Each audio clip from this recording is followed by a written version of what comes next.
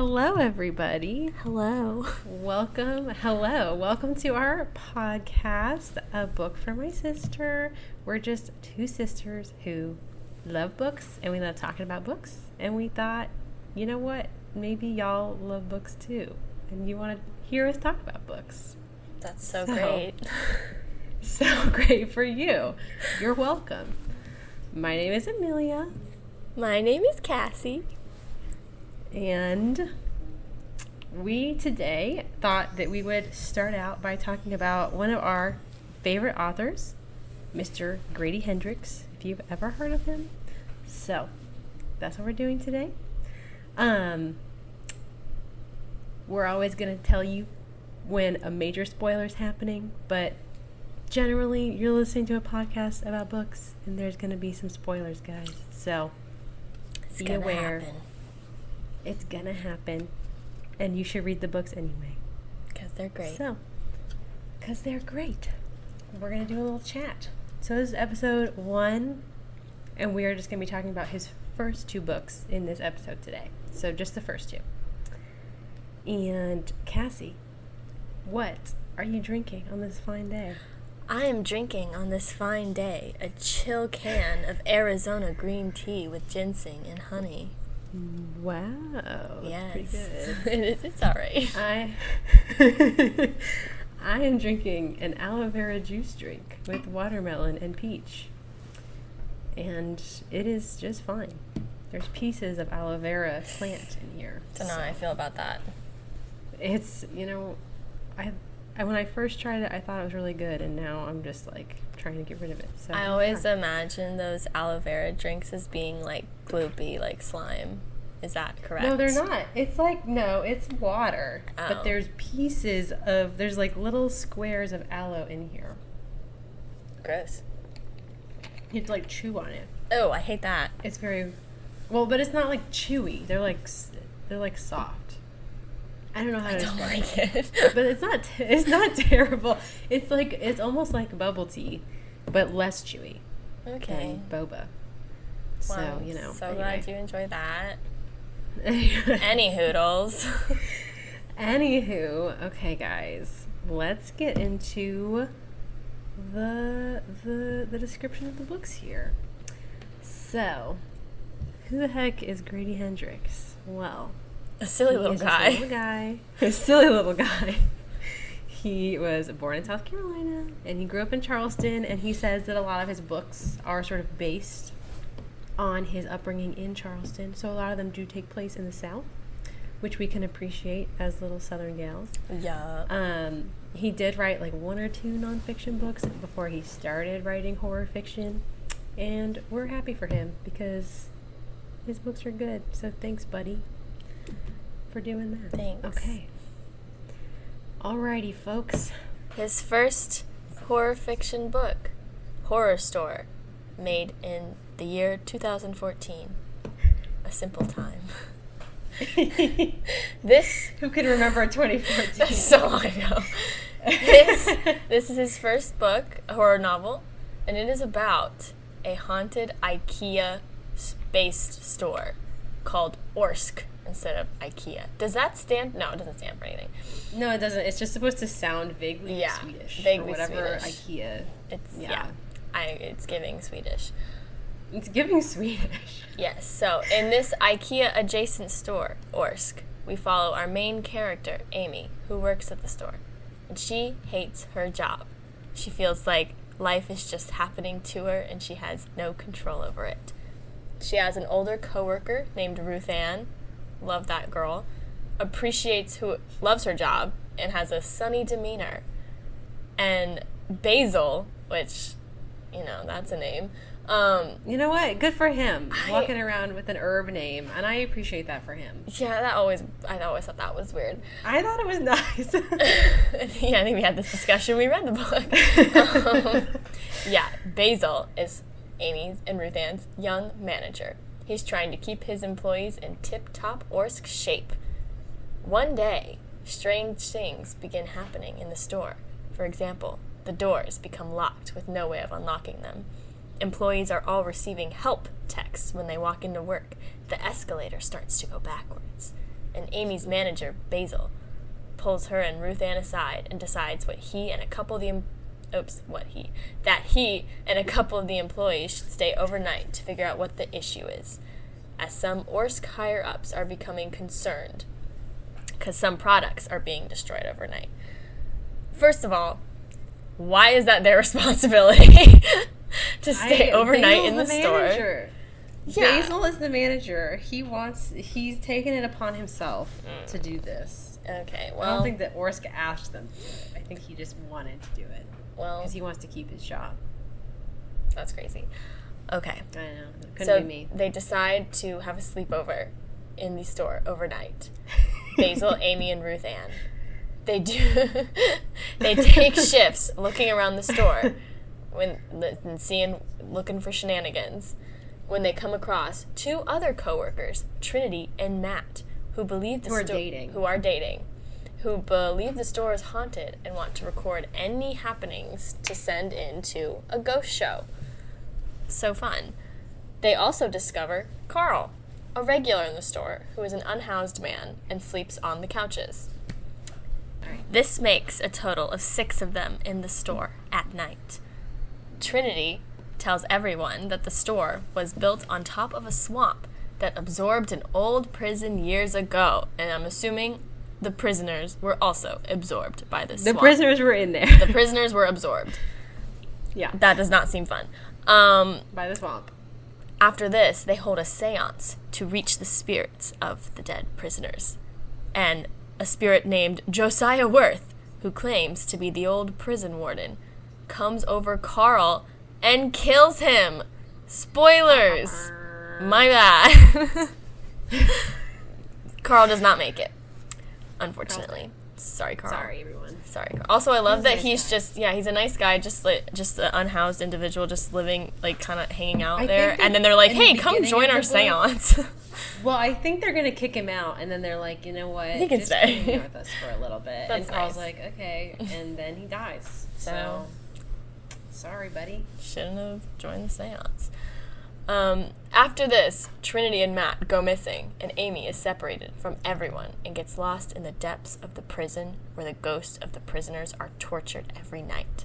She begins to believe that she herself needs to be punished for being a terrible worker. Can our heroic Orsk workers make it out alive? I don't know, you're just going to have to read the book. You're just going to have to read it or continue listening because we will we're gonna talk about that. For all of you. Yes, we will talk about it. We are going to talk about it. All right. Okay, we will talk about it later. Now, on to his second book, My Best Friend's Exorcism, published in 2016. Can you remember 2016? I sure can. What a horrible year that was. Okay, everybody. So, anyways. Anyway, this book takes place in the 80s. It's about the power of friendship, you guys. Our main characters are best friends Abby and Gretchen. We start out with them having a sleepover with their 2 other friends, whose names are Margaret and Glee. They will be showing back up, so let's remember their names, everybody. Margaret and Glee. And during this sleepover, they're running around outside. Margaret, her house is in the marsh, so there's like a marsh. Lots of marsh themes. LSD. Lots of marsh. They were not absorbed by the marsh, though. Unlike, no, they were not. Thank goodness. Unlike the prisoners. Unlike the poor prisoners. So they do some LSD, and Abby and Margaret and Glee are kind of like, they're like, I don't know what's happening. I'm not feeling like anything's going on. And then Gretchen disappears into the woods on the other side of the swamp for several hours. So her friends look for her, and they can't seem to find her. And Abby runs out into the woods to go look for her. And then she feels like there are things watching her, and she's being grabbed on her shoulders, but she turns around, there's nobody there. That's pretty scary. So she leaves the forest, and she's like, Gretchen, you're on your own. Sorry, honey. So then, Gretchen, after a couple hours, comes back, and she seems very spooked, very changed, but she's not telling her friends what happens. They're all like, she's fine, it's probably the LSD. So, over the next few weeks after the sleepover, Gretchen starts to look real bad. And she starts to smell bad, you guys. Sorry, Gretchen. And one day at school, she throws up white liquid with black feathers in it. and it's pretty disgusting. And they're outside, and thank God they're outside, honestly. So Abby's trying to figure out what's happening with her friend, but Gretchen is icing her out a little bit, and she doesn't know what's happening. So they go to a little Catholic school. It's the 80s, they're at Catholic school. And a priest at the school tries to help Abby understand Gretchen's behavior, but he says something that implies to Abby that Gretchen might be possessed. Now, this is the 80s, everyone. Satanic panic is really going on. They're in the middle of satanic panic. I believe in the book he even talks about one of the, what musician was it? The Rolling Stones, where if you play their record backwards, there's like a demonic message in there. He mentions that. Oh, there's the Geraldo Rivera special about the satanic panic. In the middle of the book, they're watching that, and they're like, oh my God, the devil is here. So Abby's like, you know what? Gretchen could be possessed. And then, during a presentation, one of their classmates stands up and points at Gretchen and is like, that girl's possessed, there's something wrong with her. So Abby steals Gretchen's journal, and she finds a phone number in the journal, and she thinks it's this boy that Gretchen's been talking about. So she calls the number because she thinks maybe this boy has something to do with it. And then she hears instead Gretchen's tiny little voice in the phone, and she's begging for help. She's like, get me out of here. And Abby's like, what's going on? So that's happening. Abby doesn't know what's going on. And then separately, Margaret and Glee are both having their own issues with Gretchen, because Gretchen is trying to appear helpful for everybody and trying to help her friends, but she's actually doing really horrible things to her friends. Oh yeah, I totally forgot about that. Yeah, it's bad. Yeah, it's like the worst part. Yeah, no, it's pretty bad, guys. It's pretty bad. So Margaret and Glee both endure some pretty bad situations that Abby finds out was Gretchen's fault. For example, Margaret thinks she is drinking health smoothies that Gretchen gave her, but really Gretchen is poisoning her with tapeworms. Lots of tapeworms in all of the smoothies, and she's eating these smoothies like 3 times a day, you guys. Along with like 2 celery sticks. Yeah, it's bad. And then Glee has some relationship with this priest, but the priest is like, I don't know what you're talking about, but Glee has been led to believe that the priest is writing her love notes. So then I think that Glee does something extreme. I can't, honestly, something happens. And so, and then Gretchen pins a crime on Abby, stealing like a fetus in their science class. And Abby is going to get in a lot of trouble. So Abby is like, you know what? This is not Gretchen's behavior. Gretchen does not act like this. So she consults an exorcist who is the brother of the classmate that said that he thought that Gretchen was possessed. And this exorcist's name is Brother Lemon. Lemon like the fruit. And she meets him at the mall food court. And she's like, I am not sure about this guy. And he is weird. He's like a bodybuilder, right? I don't remember. Yeah, he's like, because he's like working out, and that's what I remember about him. Yeah. He's like a weirdo. He's like very strange, and he's like not really an exorcist, and it's weird. So they go to Gretchen's house to exorcise her. What will they find at the end of this intense process? I don't know if you guys have ever seen any media that involves exorcisms, but they are really intense and really horrible. Can you still even be best friends after an exorcism? We'll find out. We do want to supply a little CW here. A dog does die in this book. You don't see the dog die in the book, but it does happen. We want to let you guys know that because it's pretty upsetting. It's very upsetting. So anyway, it's very upsetting. It's the thing I remember the most about this book. So, pretty intense, you guys. Can you be friends after an exorcism? Read the book and find out. Or keep listening. Oh my God, we're going to talk about it. Oh my God. We are. Okay. Alrighty. So, onto the discussion, everybody. Those are Grady's first 2 major publications after his nonfiction work, obviously. They are pretty different from each other. So, we're going to talk about them. Talk about which we prefer, and kind of dissect what the heck is going on in here. We tried to spoil the books very minimally for you guys, but now we're talking about the books, and we will talk about the endings. So, FYI, if you don't want to know how it ends, leave and come back. Read the book and come back. Yes. And we'll talk about it. And if you don't care, or you know how it ends. Let's keep reading, okay, guys? Okay. Alrighty. So, Horrorstör. So here are my thoughts on Horrorstör, guys. For reference, I read this book probably like a year and a half ago, so it has been a little while.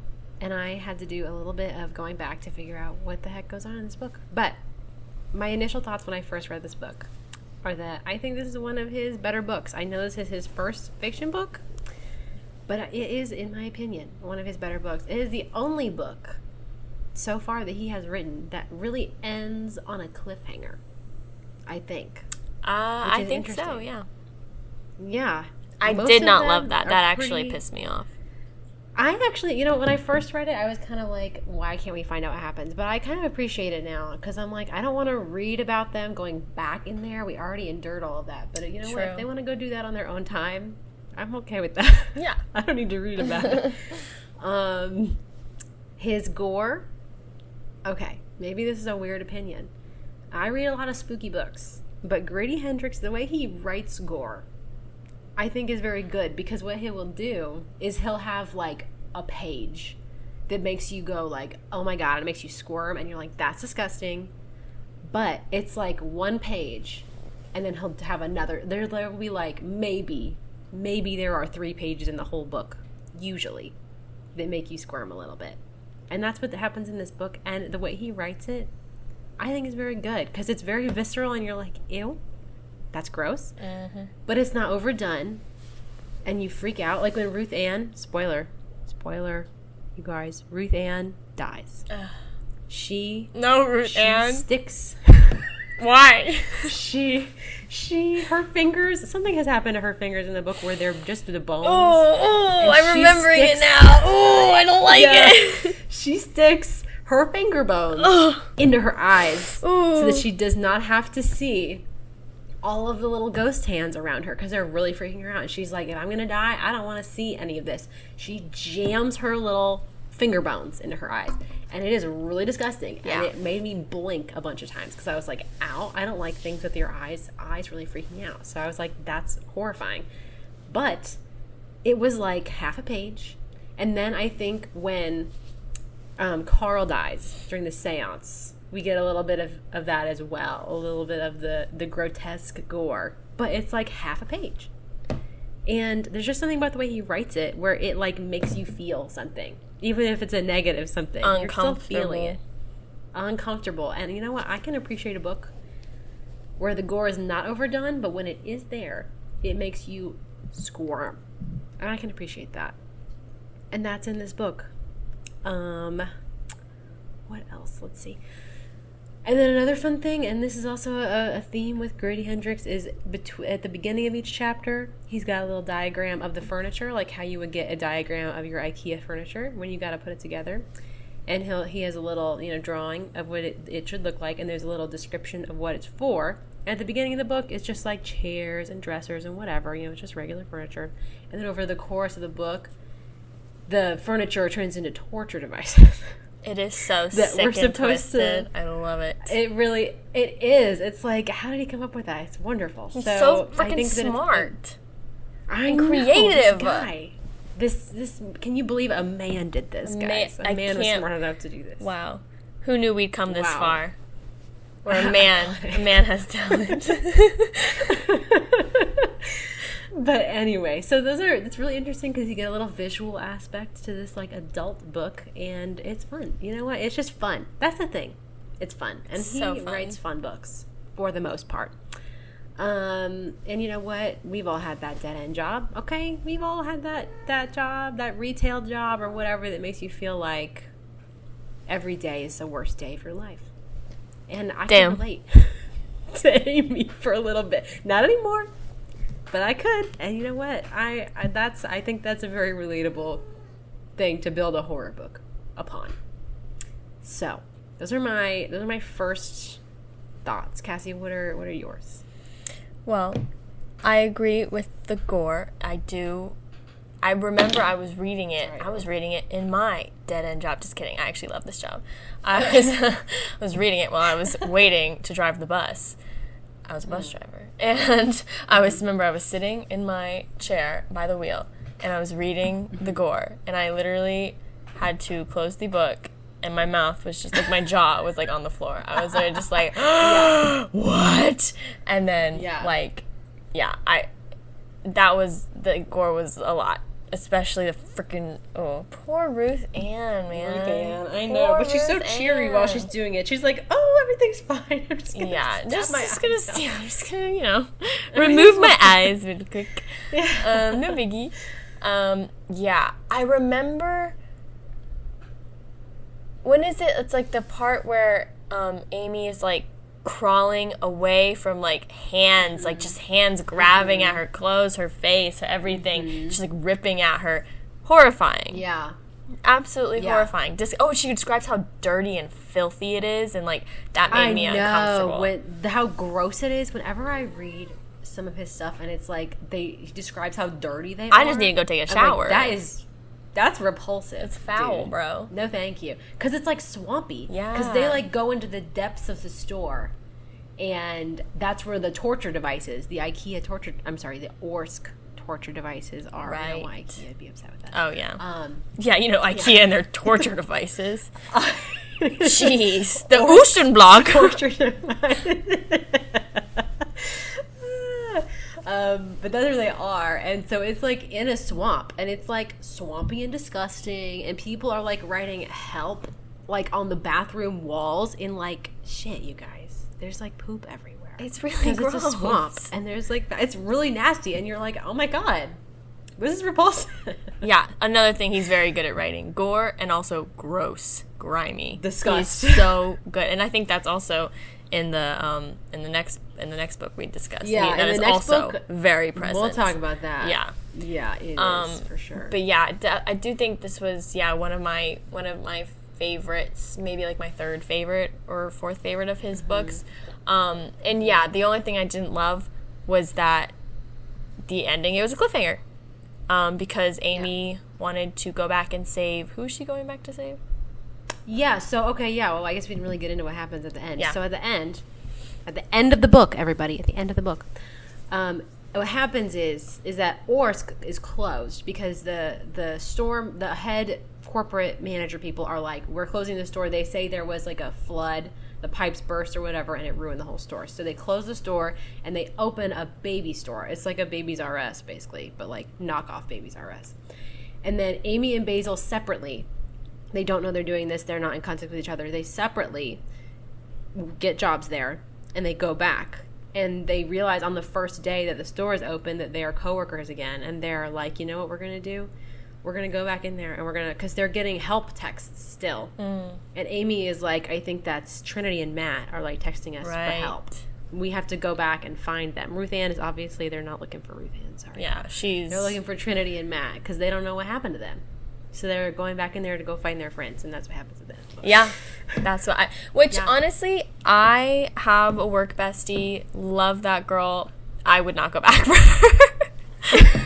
I'm gonna be so real. So that's really nice that they do, because that's I would absolutely. It's very not. Thoughtful of them. So thoughtful, especially because they weren't even like besties. They were just like coworkers that are friendly. But they trauma bonded. I guess. So they were like, we've got to go get our. I don't know what I would do in that situation.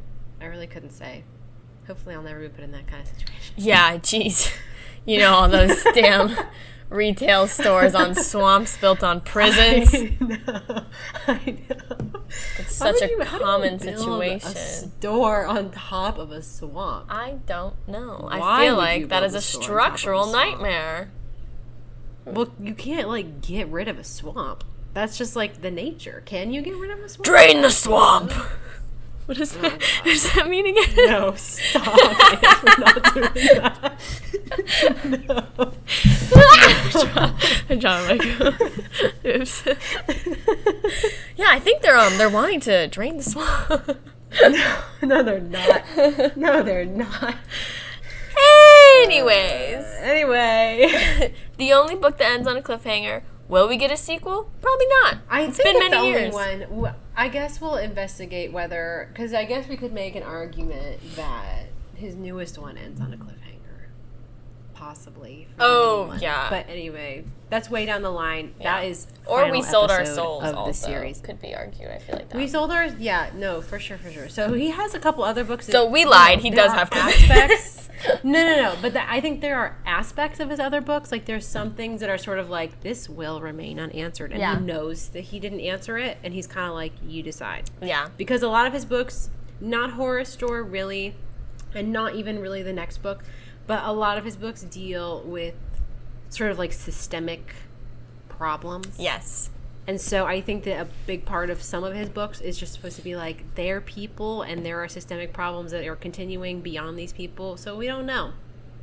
There's evil in the world still. Yeah. Things could still happen. But sometimes, this is where we're leaving the characters. Sometimes the scariest thing in the world isn't all the monsters and ghosts. It's people. It's so true. It's so true. Wow. There you go. Profound. Powerful stuff. But this is the only book where it's like the end of the book is like, we're going in, and then it's like the end. The end, yeah. Oh, well. So this is like a cliffhanger-y. This is the only one that's like a cliffhanger. Yeah, but so this book was really good overall. Very descriptive. It's also a fun little short read. It is short, yeah. There's not a whole lot. It is his first book, you know. He's probably like, I don't know what I'm doing. So it's short, but in a good way. And there are pictures. Which are always fun. Always fun. Yeah. Breaks up the monotony of violence. There's no monotony in this book, but it's fun to have pictures in the book. Yeah. Okay. Any additional thoughts specific to Horrorstör? Do we have anything else to say about this book? I don't think so. Shall we move on? Okay. Overall, this book is not about any sort of systemic problem. No, it's just spooky. This is a book about scary. a haunted building. Spooky, scary. So, and there's skeletons. nothing deeper, really. I guess you could say that it's about having a job that you don't like. But that's not really. That's just like a daily human occurrence. So I don't think that's really. So there's not a whole lot to dig into, just because this one is just about a spooky building, and you know what? It's just a scary guy. Sometimes that's what you need. Story. You just need a scary building. Scary story to read the kiddies to sleep. Exactly. A book for the children. Something sweet for the kids. Pictures. There are pictures. This is a kid's book. This is a book for children. It is not. Cassie, on a scale of 1 to 10, what number would you give this book? On a scale of 1 to 10 spooky scares, I would give it a 7. 7 ghosts? 7 ghosts. Horrorstör? Yes, 7 ghosts for Horrorstör. I think 7 sounds about right, because it's a 7 or 7.5 maybe, because it's good. I don't really have any critiques of this book, honestly, so maybe like an 8. All right. Like, it's not my favorite of his books. Well, 8 maybe. Okay, no, 7.5, because it could be scarier, and he has other books that I think are scarier.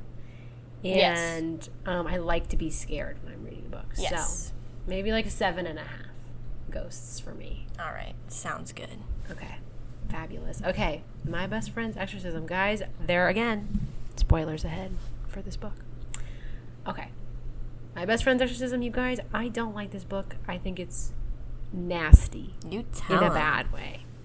It's nasty. Okay, here's the thing, guys. So what happens is Gretchen throws up. Okay, the first sort of thing I think that Amy, is that her name? No. Abby. All these girls with any names. That Abby notices about Gretchen is that her tongue has a white film over it, and that is just like present throughout the book.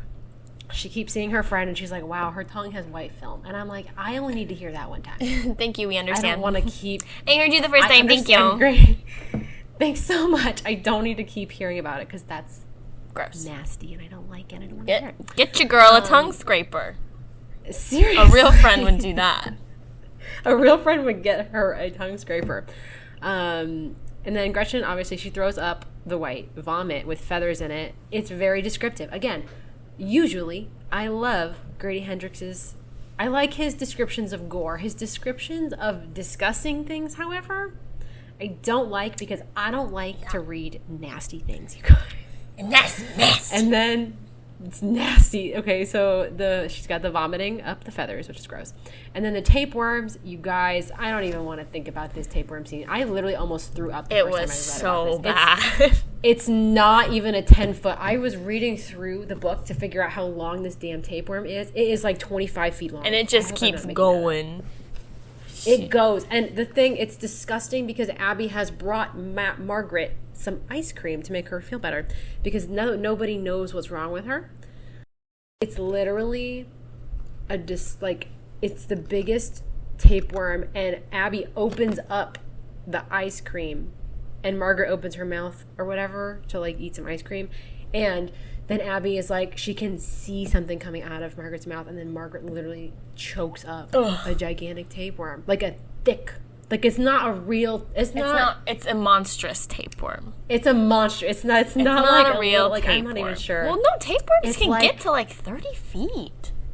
Ew. Like, but all curled up in your intestines. Are they like girthy though? Ew. I think I was imagining. Think of a better word. It's fucking nasty, bro. Are they thick? No, I was imagining like literally. No, yeah, they're like, I don't need like a hose, like a giant fire hose of a tapeworm. That's what I was. Is that what they look like? No, they're thin, but they're long. They're thin. Yeah, no. I was imagining a thick one. And that's how I imagined it too, because I imagine like the thickness of like an anaconda, like a snake. Yes. That's what I imagined. A python. It's nasty, and I don't like how nasty it is. And we get the whole scene, and it's very descriptive, and I don't like it. And that's like the grossest part of the book. So, like, that's yucky. And I just think this book is nasty. I don't know if that's why I don't like it. I think possibly, like, I don't know. It's just like, it makes me sad, first of all, because it's the 80s, and parents and their teenage daughters, the parents are like, why would we believe a little girl? You're a little girl. I know something happened to you, but I don't care because it's the 80s. Her parents are like, I'm not like wealthy, but they're like, they have money, and so they're trying to maintain their image, and Gretchen is like fucking it up for them because there's something wrong with her, and they're trying to suppress her. And then Abby thinks that something really bad happened to Gretchen, obviously something really bad did happen to Gretchen, but she is not sure really what happened. She thinks that Gretchen was like assaulted, so she tries to get help for Gretchen, but the adults are all like, that didn't happen, and if it did happen, then Gretchen is a slut, and we don't care about Gretchen. So it's hard. This book isn't really about that necessarily, but it does happen.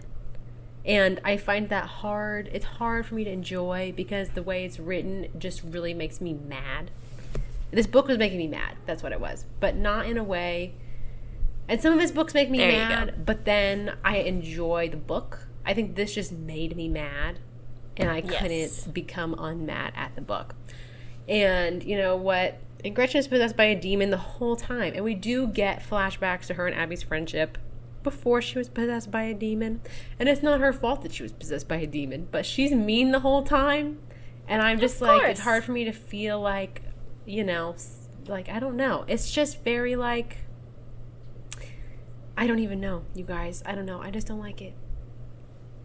I'm not sure. Cassie, do you have any thoughts about that?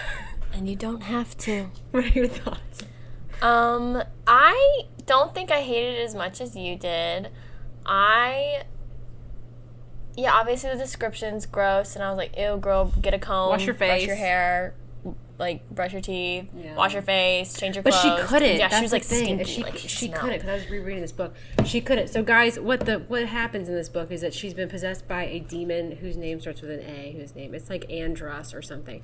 And what happens is she said she can't change her clothes because when she takes off her clothes, he does like hurt her, and he's like, oh, yeah. I'm not even going to get into specifics because I don't know, I don't remember, and I don't want to. So, but he's like, so she doesn't change because she doesn't want him to harm her, which he does. And she's like is she covered in scratches? I don't remember. There's a lot of things that I should remember about this book that I don't.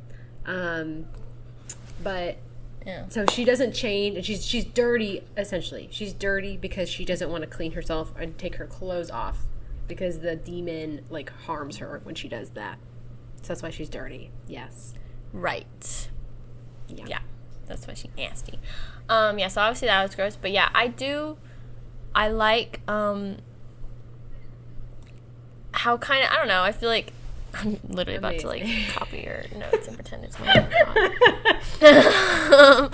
I do like.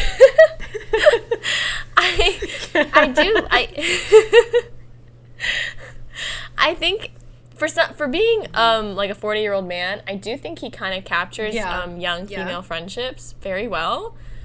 Like he gets us, ladies. He gets it. It's and what's her name, Abby? Yeah. Abby stays with her, like, obviously she's like, oh, I can't be your friend because you're stinky and smelly. No. Like, and then they, she's like, no, I have to save her, and she does, and then like they grow apart, they come back together, and I think that's a good representation of, I don't know, friendship. Yeah. And at the end of the book, I did like that. At the end of the book, they do get the demon out of Gretchen. But the exorcist does not get the demon out of Gretchen. What actually happens is that Abby is like, they do this exorcism for like a really long time. And Abby is like, this is not working, and we're just torturing Gretchen. And so she starts playing, it's the 80s, and they're all about their music in the 80s. So she starts playing. Those kids. Those kids in the 80s with their music. Those crazy kids. So she starts playing all these songs that they, in their friendship, like, and that, like, mark different parts of their friendship. And she starts doing that. I like that. And eventually, I did like that. And then eventually Gretchen is like, oh, yeah. So with the power of friendship, she exercises her friend. The power of friendship. Literally the power of friendship. And so at the end, Gretchen's parents come home, and they're like, what the hell has happened in this house? Their dog is dead because Gretchen is possessed. Oh, yeah. And she does shoot their dog, and it's really horrible. Oh, right, she shot the dog. She shoots the dog.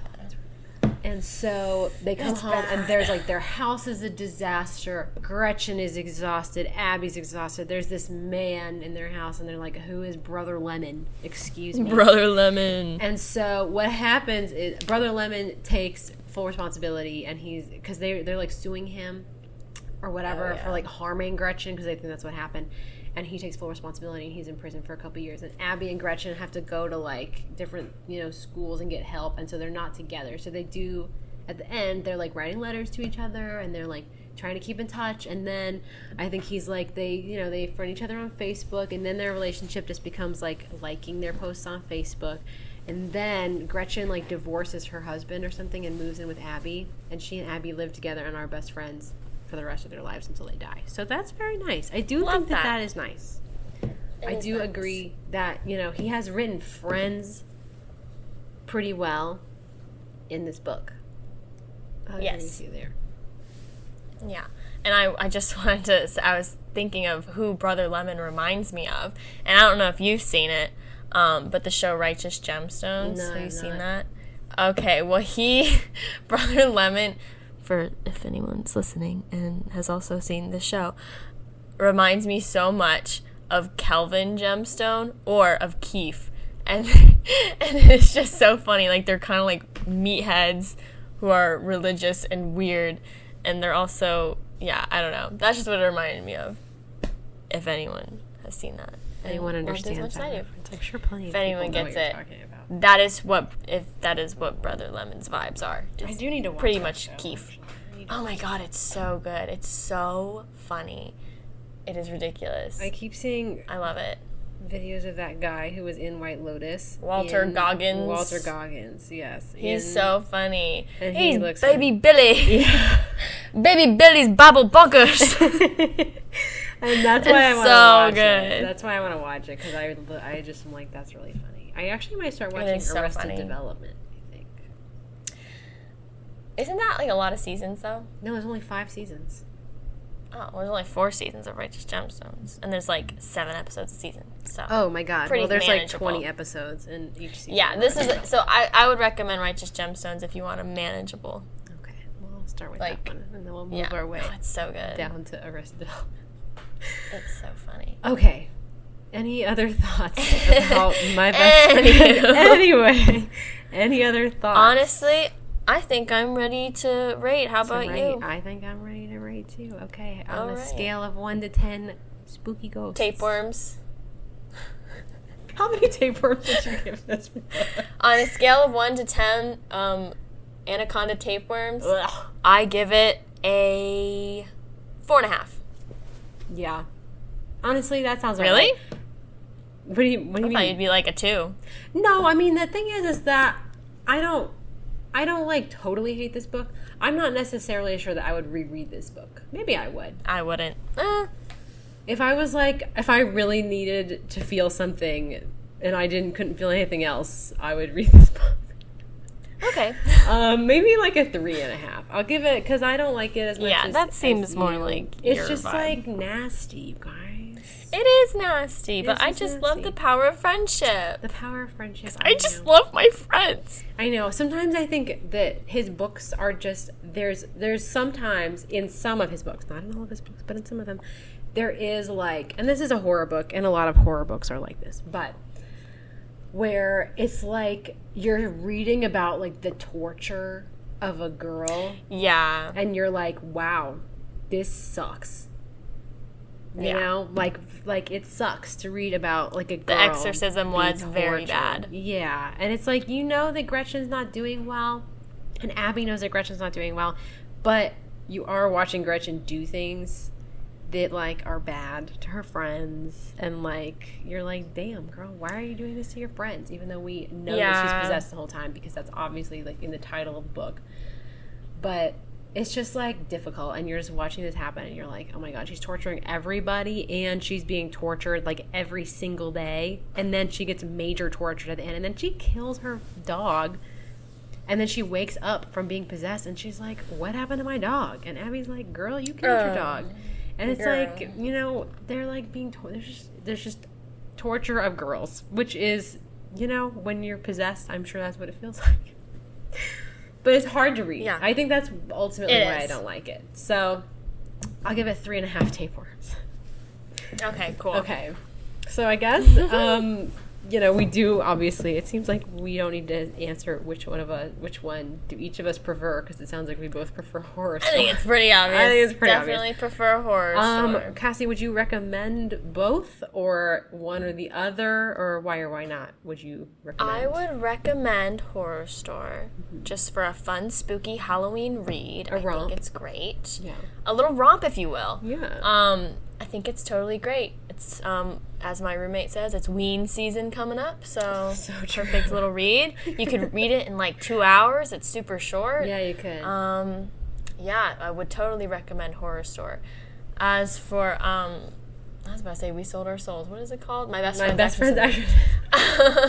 As for My Best Friend's Exorcism, if maybe you're not super turned off by nasty things, I'd read it. I mean, if you're like, hey, I want something to read, I'm kind of bored, I'd read it. I'd recommend it, but not more than Horrorstör.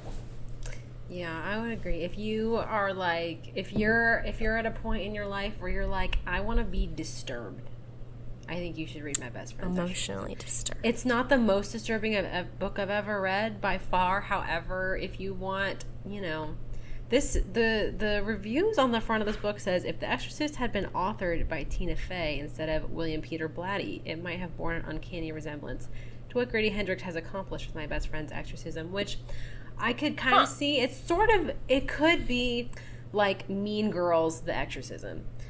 Yeah, that's good, yeah. It's not as much fun as Mean Girls.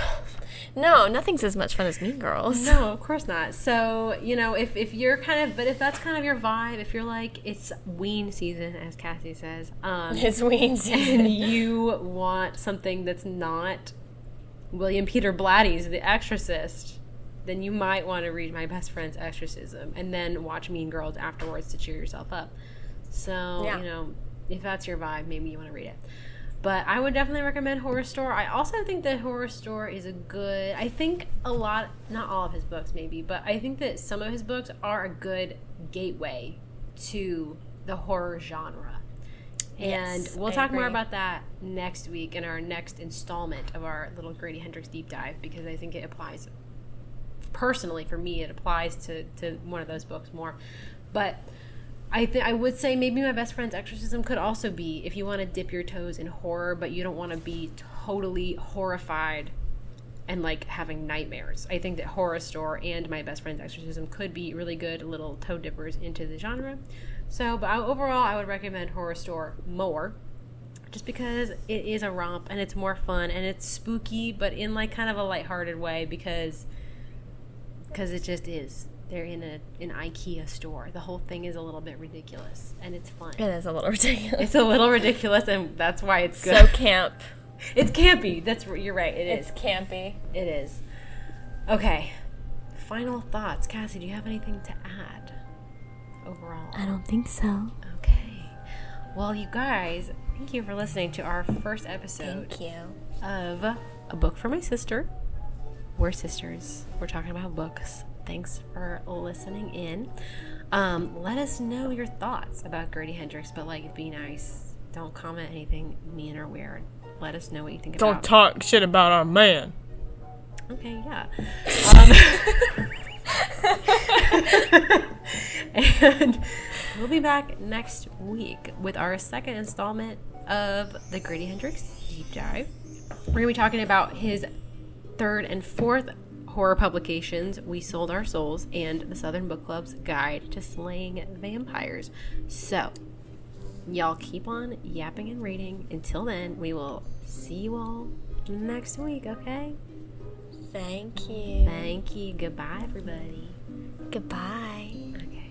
Ooh, that sounded like in a Dealer, Lana Del Rey. She's like, our servers are busy. Goodbye.